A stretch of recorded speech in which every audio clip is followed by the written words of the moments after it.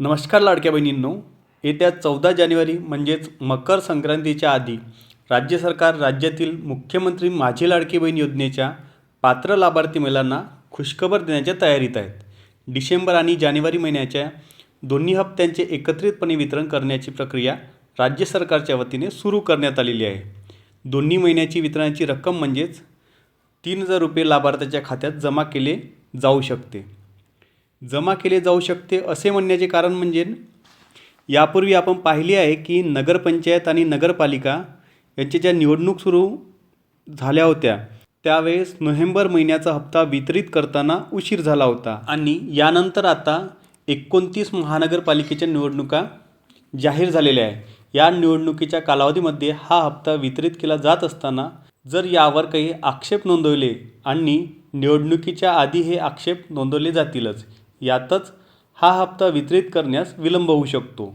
याच पार्श्वभूमीवरती यावर आक्षेप घेण्यात आलेला आहे. तो म्हणजे महाराष्ट्र काँग्रेस कमिटी यांना माननीय आयुक्त, राज्य निवडणूक आयोग महाराष्ट्र राज्य यांना पत्र सादर केलेले आहे की महानगरपालिका निवडणूक संपल्यानंतर लाडकी बहीण योजनेचा रक्कम वितरित करण्याबाबत हे पत्र लिहिलेले आहे. ते म्हणजेच 10 जानेवारी 2026 या तारखेला लिहिलेले आहे. परंतु आजपर्यंत जे राज्य सरकारचे निर्णय आपण बघितले, तसेच बिहारच्या निवडणुकीच्या आधी महिलांना जो लाभ देण्यात आला होता आणि लाडकी बहीण योजना निवडणुकीसाठीच मदत मिळण्यासाठी काढली असल्यामुळे डिसेंबर आणि जानेवारी या दोन्ही महिन्याचे जे 3,000 रुपये हा हप्ता मकर संक्रांती आधी वितरित केला जाईल. ते काहीही असो, पण जे खरंच गरजू महिला आहे त्यांना या रकमेचा या महिलांसाठीच्या महत्त्वाच्या सणाला मदत मिळेल. याबाबत जर काही नवीन अपडेट आली तर आपल्याला याच चॅनलवरती माहिती दिली जाईल.